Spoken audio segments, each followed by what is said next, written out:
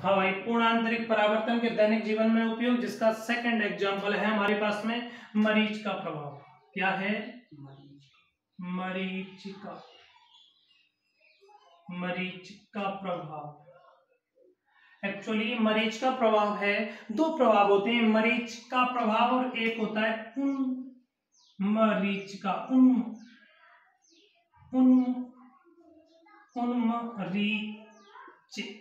का प्रभाव।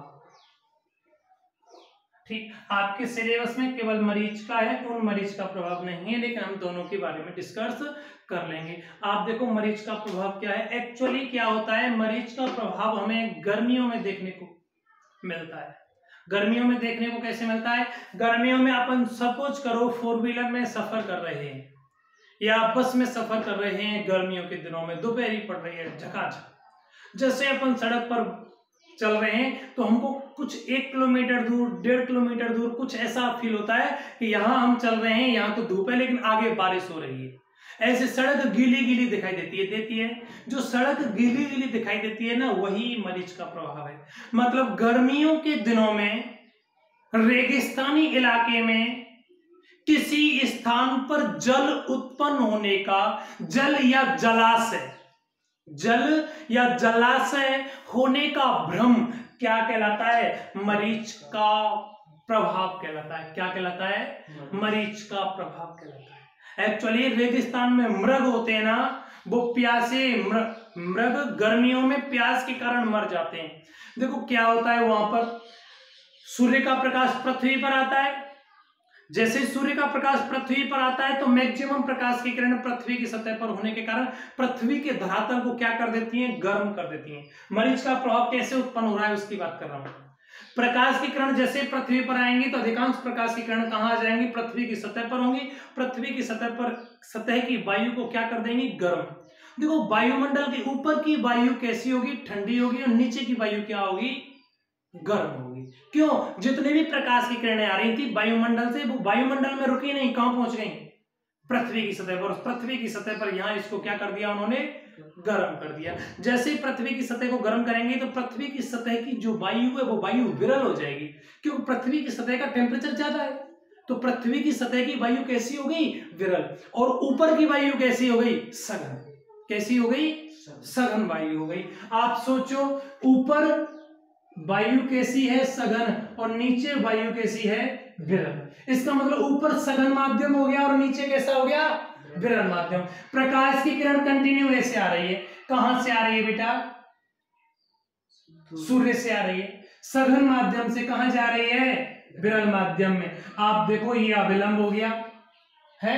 प्रकाश की किरण को ऐसे ऐसे सीधा सीधा जाना चाहिए था। जब प्रकाश की किरण सघन माध्यम से विरल माध्यम में जाएगी तो अविलंब से दूर हटेगी। इसको जाना ऐसे चाहिए था, जाएगी ऐसे। जाएगी नहीं जाएगी? जाएगी। फिर यहां देखो, यहाँ की वायु गर्म कम है और यहाँ की वायु गर्म ज्यादा है, तो ये वाला माध्यम कैसा हो गया? विरल। और ये वाला माध्यम, सॉरी, यहाँ की वायु गर्म कम है, यहाँ की वायु गर्म ज्यादा है, तो ये विरल हो गया और ये सघन हो गया। फिर यहाँ पूर्णांतरिक परावर्तन की घटना होगी। पूर्णांतरिक परावर्तन की घटना होगी तो क्या कंडीशन होगी? आप देखो, जो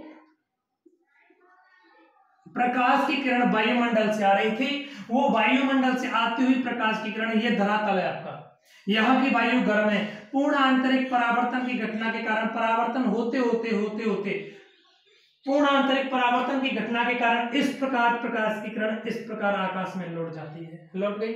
अब मैं यहां हूं तो मुझे कुछ दिखाई नहीं दे रहा, लेकिन मैं यहां जैसे ही यहां पहुंचूंगा, यहां से यहां पहुंचूंगा, है ना?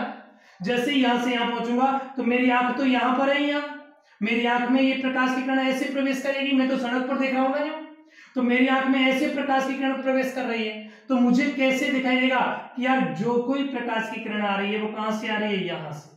एक्चुअली प्रकाश की किरण आ कहां से रही है? ऊपर से आई। कहां से आई? आकाश में से आ रही थी, है ना? आकाश में से आगे प्रकाश की किरण और हवा में पृथ्वी पर पहुंचे नहीं, पृथ्वी की सतह से टकराई नहीं, उससे पहले कहां पहुंच गई? हमारी आंख में पहुंच गई ना। लेकिन हमें क्या फील हो रहा है? ये प्रकाश की किरण, हम इधर देख रहे हैं तो ये प्रकाश की किरण कहां से आ रही है? यहां से। एक्चुअली प्रकाश की किरण किसका बिंब लेके आ रही है? किसका बिंब लेके आ रही है? आकाश का बिंब लेके आ रही है। किसका? आकाश का जो बिंब है वो आकाश का बिंब यहाँ क्या शो करेगा, प्रतिबिंब। आकाश का बिंब यह प्रतिबिंब का निर्माण करेगा और हमें ऐसा फील होगा कि आकाश में जो कोई वायुमंडल था, वायु में जो कोई पानी की बूंदें थी, वो पानी की बूंदें कहाँ दिखाई देंगी, सड़क पर दिखाई देंगी। इसका मतलब हमें इस स्थान पर जल होने का क्या हो जाएगा, भ्रम हो जाएगा। क्या होगा, जल होने का भ्रम। और जल होने का भ्रम ही क्या कहलाएगा आपके पास में, मरीच का प्रभाव। अगेन देखो, आकाश, वायुमंडल, गर्मियों के दिन है, यहाँ धूल, मिट्टी, जल वाष्प के कण होंगे।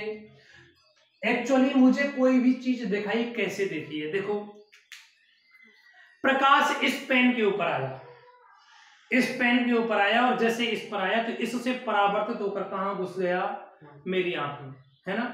अगर प्रकाश, अब देखो मैंने इसको ऐसे बंद कर लिया, इसका मतलब प्रकाश इस पर पहुंच ही नहीं पा रहा, अब तो हाथ से टकरा कर आ रहा है। अब प्रकाश हाथ से टकरा कर आ रहा है तो जो भी प्रकाश की किरणें पहुंच रही हैं वो कहां से टकरा कर पहुंच रही हैं, हाथ से। तो मुझे प्रतिबिंब किसका दिखाई देगा, हाथ का।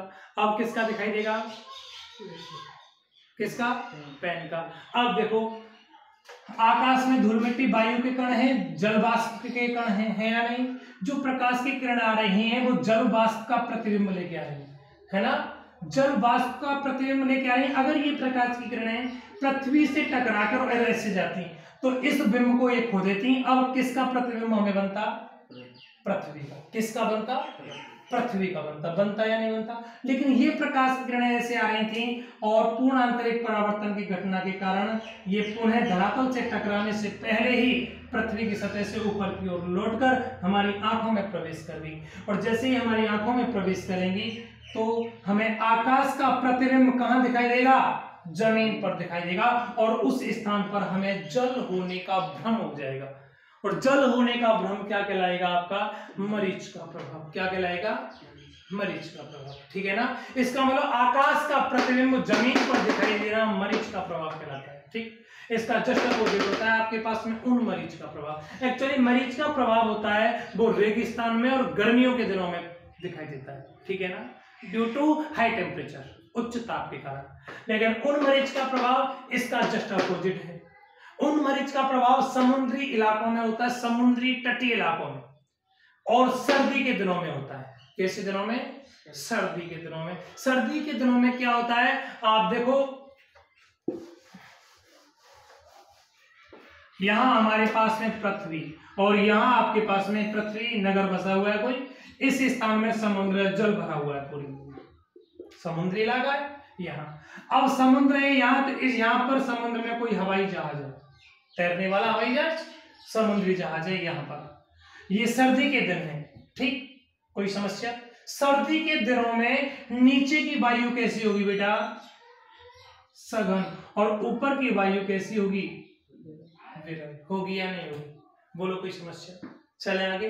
अब देखो मैं यहां पर हूं, मैं यहां पर हूं जमीन पर कहीं, यहां से कोई प्रकाश की किरण ऐसे जाएगी, यहां से जाएगी, प्रकाश आएगा और यहां से प्रकाश की किरण ऐसे जाएगी, जाएगी या नहीं जाएगी, कोई दिक्कत।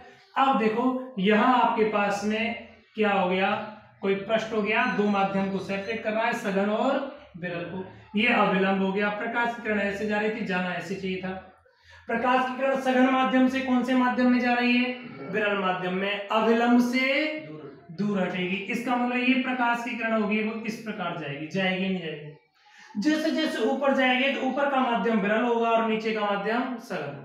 तो यहाँ बार बार पूर्णांतरिक परावर्तन की घटना होगी और बार बार पूर्णांतरिक परावर्तन की घटना होते होते होते होते ये प्रकाश की किरण पुनः लौट कर कहाँ आ जाएगी, पृथ्वी की सतह। कहाँ आएगी, पृथ्वी की सतह पर। इस स्थान पर कोई प्रेक्षक खड़ा हुआ होगा, कोई इंसान खड़ा हुआ होगा, और जैसे ही कोई इंसान इस स्थान पर खड़ा हुआ है वो ऊपर की ओर देख रहा है। जब वो ऊपर की ओर देखेगा तो ये प्रकाश की किरण आ रही होगी। ये प्रकाश की किरण किसका बिंब लेके आ रही है, हवाई जहाज का। किसका बिंब लेके आ रही है, हवाई जहाज का लेके आ रही है ना। कहीं किसी से टकराई है क्या, टकराई नहीं है, तो यही बिंब आ रहा है कंटिन्यू। और ये आप देखो, आप इधर देख रहे हो और आपको ये जो हवाई जहाज है, इस हवाई जहाज का प्रतिबिंब कहां दिखाई देगा, इस स्थान पर, है ना। मतलब जमीन के बिंब कहां, आकाश में दिखाई देना ही क्या कहलाता है, आपके उन मरीच का प्रभाव कहलाता है ना। मरीच का प्रभाव में क्या था, आकाश का प्रतिबिंब कहां दिखाई दे रहा था? जमीन पर। उन मरीचिका में जमीन का प्रतिबिंब कहां दिखाई देता है? आकाश में। जस्ट उल्टे हैं। ये गर्मियों के दिनों में, ये सर्दियों के दिनों में, ये रेगिस्तानी दिनों में, रेगिस्तानी इलाकों में, और ये समुद्री तटीय इलाकों में ये घटना घटित होती है। ठीक है ना? कोई समस्या? ये क्या हो गया आपके पास में? उन मरीच का प्रभाव। उन मरीच का प्रभाव क्या था? गर्मियों के दिनों में रेगिस्तानी इलाकों में किसी स्थान पर जल या जलाशय उत्पन्न होने का, मरीच का प्रभाव की बात कर रहा हूँ। अच्छा, मरीच का प्रभाव क्या होता है आपके पास में? गर्मियों के दिनों में रेगिस्तानी इलाकों में आकाश के प्रतिबिंब जमीन पर प्राप्त होते हैं, जिसके कारण जमीन पर उन स्थानों पर जल या जलाशय उत्पन्न होने का भ्रम हो जाता है। और उन स्थानों पर जल या जलाशय उत्पन्न होने का भ्रम क्या कहलाता है? मरीच का प्रभाव। क्या कहलाता है? मरीच का प्रभाव। और उन मरीच का प्रभाव क्या था? जमीन के प्रतिबिंब आकाश में दिखाई देना। जस्ट इसका अपोजिट। ठीक।